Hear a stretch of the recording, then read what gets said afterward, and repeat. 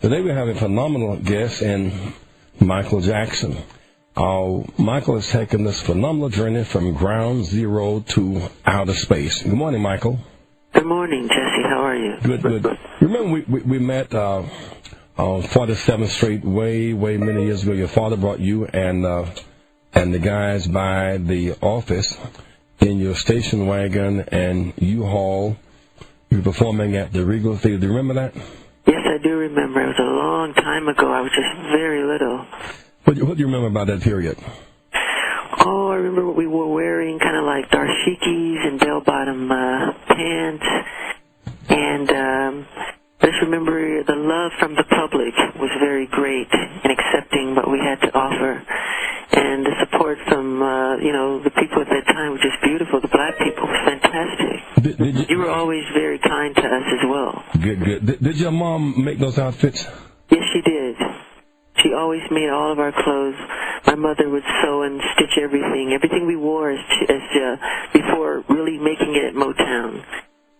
I remember so well that Eunice Griffin came over with your dad and asked, could you guys be a warm-up act at Expo, and we had to make room for you in our schedule.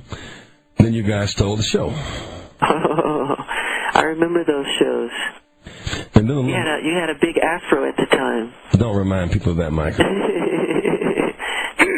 You did so very well. But during that time, you were just getting hooked up with Motown. Who discovered you for Motown? Well, in complete truth, it was Gladys Knight and a guy named Bobby Taylor. And they were on the bill of some of the shows we were doing. They used to be like, you would do a show and there would be 20 to 30 acts. It was very much like vaudeville. You would do just a certain amount of songs and you would go off. And they were always on these shows and they would watch us. And they were so impressed with what we were doing. And Barry Gordy wasn't interested at first, but eventually he loved us and wanted to sign us. And after being signed, since Diana Ross was their biggest star at the time, they used her as the vehicle to introduce us to the public. The first album was called Diana Ross Present the Jackson 5. At that time, who were your favorite artists? Oh, God, I love Diana Ross, and I love James Brown, and I still do. I love all these artists still to this day. I love Jackie Wilson, the real showstoppers, the real entertainers. I love Sammy Davis Jr., I loved him as well. Did you interview moves from Jackie Wilson? Oh, yes, of course. All of these artists inspired me very much. I couldn't help from being inspired by these great entertainers. A little later, remember we were out in Los Angeles, and at that time, Suzanne DePass was the godmother for the group, and she had you and Fred Siegel shopping for some jeans. Yes. You remember Suzanne DePass? She was so wonderful. She was pretty much our manager with my father at the time, and Tony Jones. They were all wonderful people, and I thank them from the bottom of my heart, She was such a wonderful person, and she remains. She's so top-notch in that what she does. Yes, she is. She was very helpful and instrumental in the early days of our career, and she remains a friend. And I do miss her. I haven't seen her in a while, but she's a wonderful person. So is Barry Gordy. Michael, in this whole developmental period, I would call it ground zero, like Gary and the Regal Theater and the Expo and the early meeting of Barry Gordy and Motown. If you reflect, what is this period? What about it do you remember the most? Which period is this now? This kind of Gary to the Regal Theater to Expo to meeting Gladys Knight to going to Motown. What about this period that stands out the most in your mind? This period, for me, what stands out is, because I was so young I was like around 8 or 9. I just remember the environment, what it was like, all the music I was hearing, because my father played guitar, my uncle played guitar, and every day they would come over and they would start, playing great music, and we would start to perform to the music. And I remember seeing marching bands go down the street, and I remember the rhythm of the band and the beats of the drum, and every sound around me I seemed to record in my head and start making rhythms and dancing. And I used to dance to the rhythm of the washing machine. If my mother went to the corner store to wash the clothes, I would dance to the rhythm, and people would crowd around. I remember those kind of stories. They would crowd around pretty much and watch me. Those kind of little things. It's just reflections, really.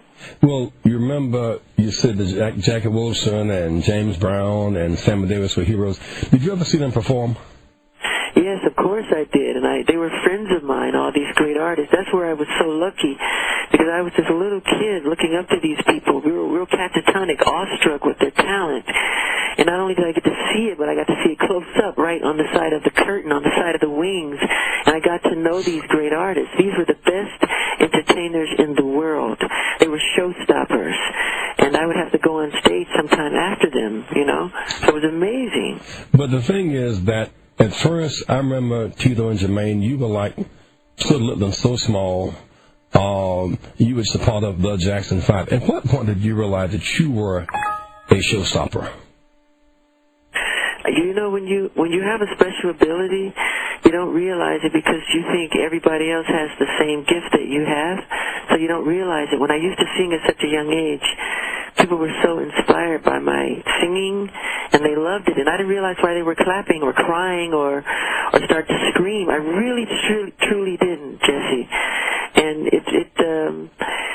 I think it was just later on in life when people would come to me and say, you know, do you realize you have a special gift or you have a special talent?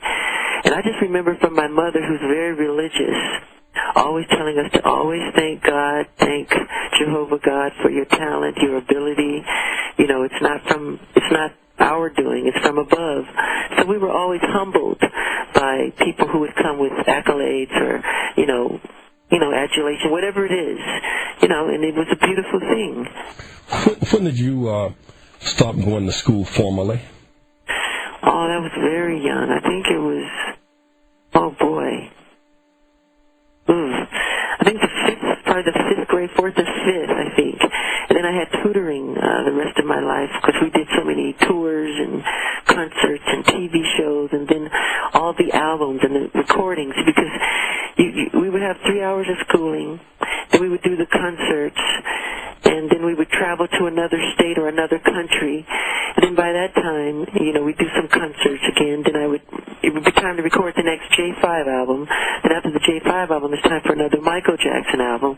So I was, in my youth, as a little kid, I was always busy. I remember across the street from Motown recording studio, there was a park. I used to hear the roar of the kids and the throwing of the football and the basketball. And I remember going to the studio every day, and I would feel kind of sad because I wanted to go to that park, but I knew I had a different job to do, you know. So we'd go in and make the records all day until late at night.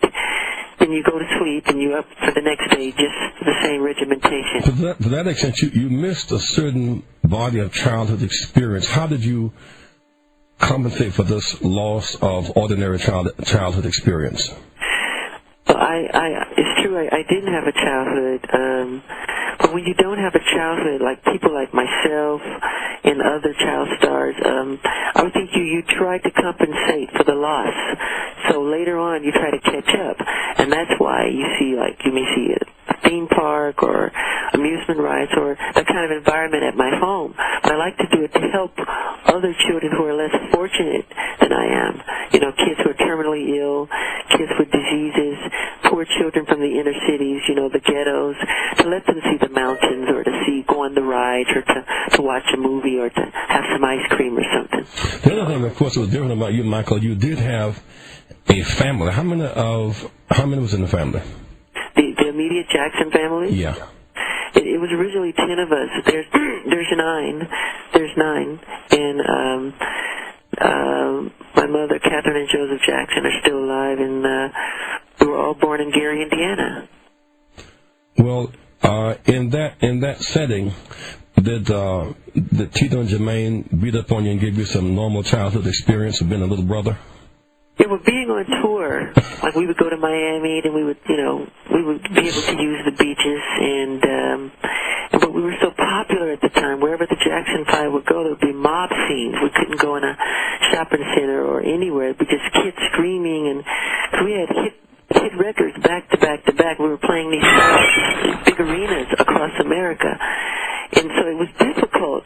So we did have a chance to have some fun, but in the hotel. There would be a pillow fight in the hotel, or if we wanted to swim after hours, you know, we would would swim in the pool downstairs, you know, that type of thing. Who would win the pillow fights? Pretty much Tito